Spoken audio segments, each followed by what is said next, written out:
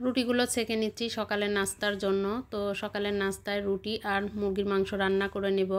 তো এই যে আমি সকালের রুটিগুলো বানিয়ে নিয়ে এরপর একবারে সকাল দুপুরের জন্য মুরগির মাংসটা রান্না করে নিব। তো এখানে মশলাটা কষিয়ে এখন মাংসগুলো দিয়ে দিলাম। হ্যালো এভরিওয়ান, আসসালামু আলাইকুম। আপনারা সবাই কেমন আছেন? আশা করি সবাই ভালো আছেন। আলহামদুলিল্লাহ আমরাও ভালো আছি। আর একটা নতুন ভিডিও নিয়ে আপনাদের মাঝে চলে আসলাম। আশা করি আমার আজকের ভিডিওটা সবার কাছে ভালো লাগবে। ভালো লাগলে লাইক, কমেন্ট ও শেয়ার করে দেবেন আর সম্পূর্ণ ভিডিওটি দেখতে থাকুন। আমি আলু দিয়ে এই তো মুরগির মাংসটা সুন্দর মতো কষিয়ে নিব। আর মুরগির মাংসটা কিন্তু যতটা কষানো যায় স্বাদ কিন্তু তত বেশি হয়। তো এই যে আমার মুরগির মাংস কষানো কিন্তু হয়ে এসেছে, উপরে তেল উঠে আসছে। এরপর এর ভিতরে আমি পরিমাণ মতো পানি দিয়ে রান্নাটা করে নিব। তো এই যে এখন আরেকটু নেড়ে চেড়ে এরপর এর ভিতরে আমি পানিটা দিয়ে দিব এখন।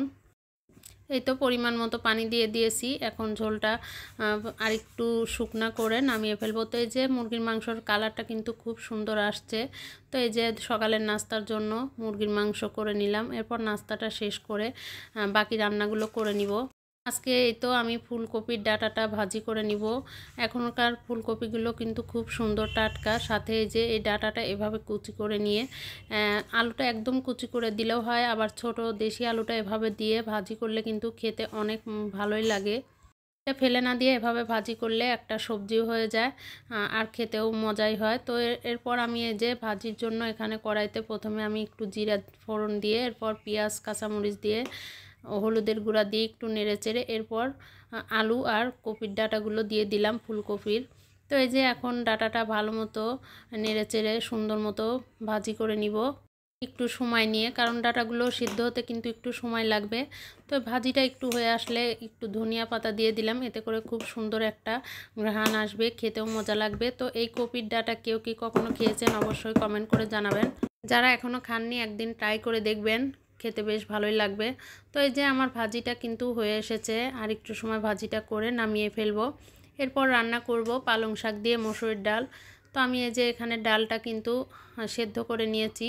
এবার পালং শাকগুলো কেটে ধুয়ে রাখছিলাম দিয়ে দিলাম, আর ডালের ভিতর লবণ আর হলুদের গুঁড়ো দিয়ে দিয়েছি। এখন শাকগুলো দিয়ে একটু নেড়েচেড়ে ঢাকনা দিয়ে ঢেকে দিব। আর এই শাক দিয়ে যে পানিটা উঠবে ওটা দিয়ে কিন্তু রান্না করা হয়ে যাবে। আর পালং শাক দিয়ে কিন্তু অনেক পানি উঠবে, আর পালং শাক অনেক নরম এখনকার নতুন পালং শাক। তো এই যে আমার ডাল রান্না কিন্তু হয়ে এসেছে, এবার বাগার দিয়ে দিব। বাগারের জন্য আমি এখানে পেঁয়াজ আর জিরা দিয়ে বাগারটা করে নিয়েছি। এরপর ডালটা এর ভিতরে দিয়ে দিলাম।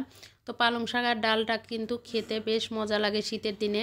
এই সবজিটা কে কে খেতে পছন্দ করেন অবশ্যই কমেন্ট করে জানাবেন। আমার কাছে পালং শাক দিয়ে ডাল বা পুঁই শাক দিয়ে ডাল অনেক ভালো লাগে এই খাবারটা।